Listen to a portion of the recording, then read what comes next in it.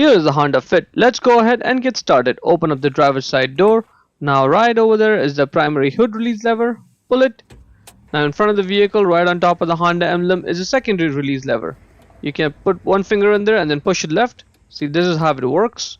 So while it's pushed left, lift up the hood, and this hood requires a prop rod to stay in place. So grab the rod, put it right over there in that slot with the arrow marking it, and then let it go, and now the hood is secure. Now that right there is where the battery is. You will need a 10mm socket ratchet combination for this job. That's the only tool you need, 10mm, and it has to be a deep long socket like this. A short socket will not work. Let's go ahead and loosen this nut for the negative terminal, and we only have to loosen this enough so that we can wiggle this wire off of the battery post. You don't have to take the nut off completely. Let's go ahead, wiggle this wire off of here and set it aside so there's no more accidental contact. Repeat the process now for the positive terminal. Loosen this nut and let's try wiggling this wire off of the battery terminal. If it doesn't come off, don't worry, I'll show you a trick. Get a flathead screwdriver and put it right over there, wedge it in there, and then twist it to pry it open.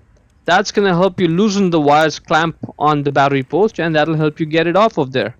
Once you get it off, set this aside as well. And now let's get this plastic cap off of the stud with the wire. Just set it aside now, and let's loosen this nut for the back one over there. Let's loosen this, basically take it off. The reason why you're doing this because you want to get this rod with the hook end out of that hole there. So let's loosen it first using the tool and then hand loosen it. And now let's get this rod out of that hole, twist it, and it's out. Repeat the process now for the front one. Same thing, just loosen it, basically get it out all the way with just a couple threads left. That's good. Now let's get this rod out of that hole as well. Move the battery a little bit and then get it out, and there you go. Now you can get this entire retaining bracket out of the way and set it aside. Note the orientation of it because it only goes back in one way, the way I'm showing here. Now get this jacket off the battery, and now let's grab the battery and get it out. The battery is going to be heavy, so be careful. The battery size is group 151R. The negative terminal is marked with minus, the positive with plus. Check the link in description to buy the new battery from Amazon. Get the new battery and place it back in there. Set it the way I'm showing.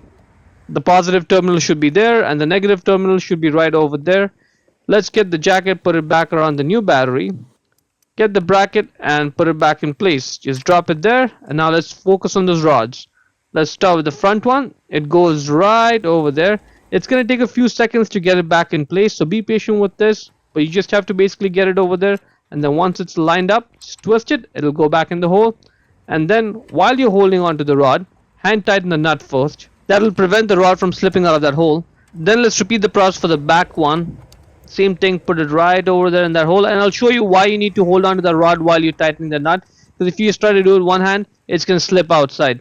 Just watch this. See how it just came out? So now we'll have to put this rod back into the hole, and now we'll hold on to it while we hand tighten the nut.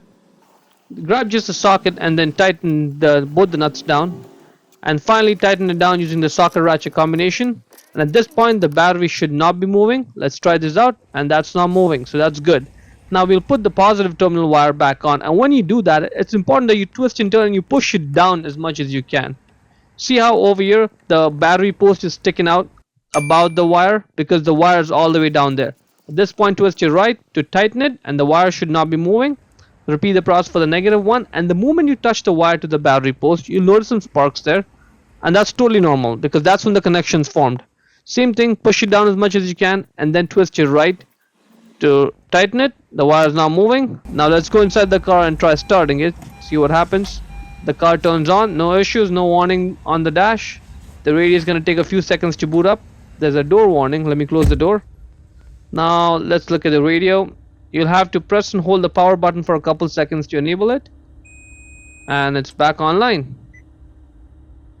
That's good. The climate control is working, and that is pretty much it.